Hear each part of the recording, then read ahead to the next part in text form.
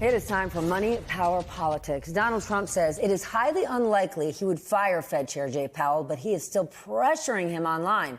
Today, he demanded Powell lower interest rate after today's fresh round of solid economic data. This is another example of the president going after an institution and creating instability.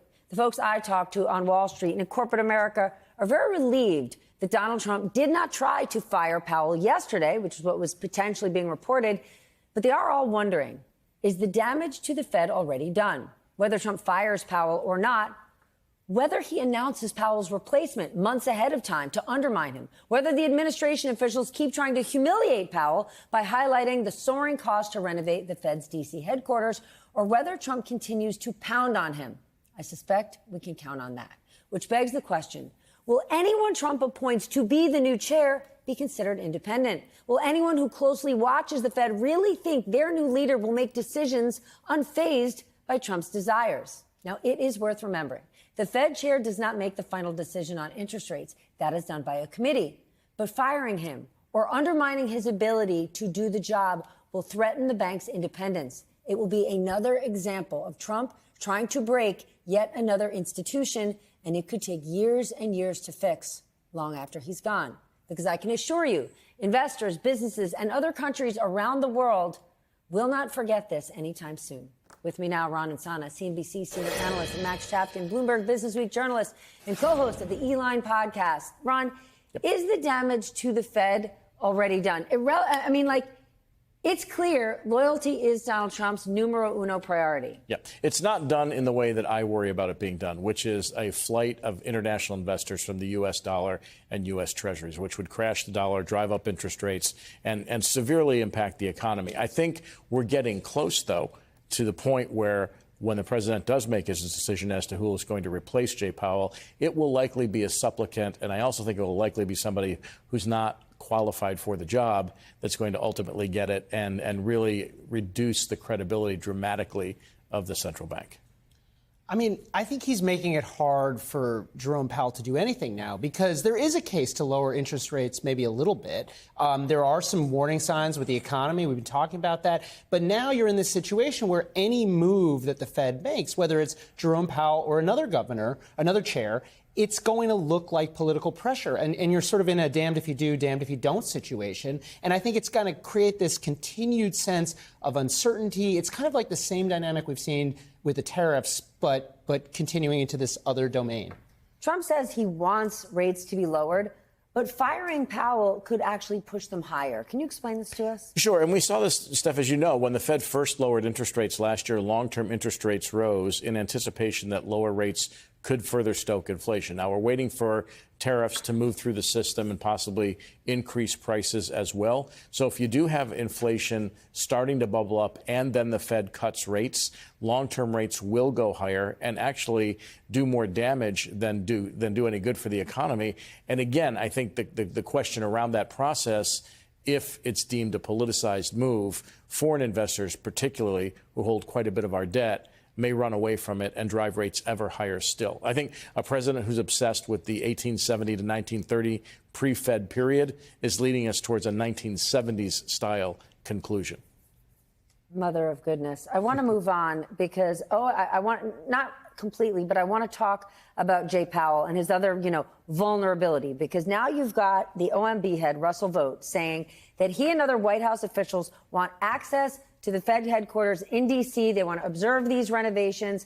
Jay Powell is denying that the renovations include these luxurious extras. This whole fight that's happening is that they're claiming this massive renovation is loaded with extras. It was over the top and he should be fired over it. Jay Powell is saying that's not the case. What can you tell us? Because this could be a vulnerability for him. Not statutorily. Cost overruns on a construction project in Washington, D.C., a historic building that's 90 years old.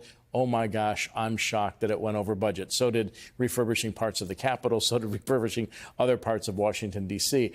He may very well be vulnerable. I do think the president's going to try to fire him. I really believe that given the amount of verbiage that's being spent on this as a predicate for removing him from office for malfeasance is going to lead to a move by the president to get him out. That's exactly what I want to know, because even yesterday, after the markets dipped and the president said, no, I'm not going to fire him. Now you got Russell Vought pushing harder on this. Jay Powell, perjured himself. There's a member of Congress saying that. You had Kevin Warsh on TV today, who's likely a candidate to be the Fed chair, actually using the phrase, we need a regime change, talking about replacing Powell, which is obviously music to Donald Trump's ears. So do you believe ultimately, even though people like to call him Taco Trump, he is going to fire him? I mean, it really does have that look, because even when you saw Trump's statement walking back the original threat, he left the door open. And even the statement walking it back sounds kind of like a threat. I mean, I do think that Trump seems to react to the stock market. We saw the stock market, drop after that in that brief window between the threat and then the taking back of the threat. So maybe that will restrain him. I do think you have this problem where, because of Taco, investors are not reacting to Trump's things, which and then that's why Trump's like, could no, they're not that embolden mad. him, further. So I don't know. I mean, it definitely looks like, obviously this sounds like a very expensive amount of money to spend for a building, but it really does feel like a pretext. It feels like they are trying to clearly come up with an excuse to get him out, or just to create a situation where he's so humiliated or so miserable or whatever that he just wants to be. He's done not going to with it. leave on his own. Jay Powell is not going to leave. Absolutely not. I want to go back to the point, though, that you said that the person that Trump could likely choose wouldn't be qualified for the job. Kevin Warsh is qualified for the job. However, is it Kevin Warsh fooling himself in the same way as, the 98th girlfriend who says, I'm going to change that guy who's a complete jerk? And I'm not saying I don't that think Donald that's Trump what it is. a complete jerk, but Donald Trump has enforced loyalty as the number one qualification for anyone that touches his administration.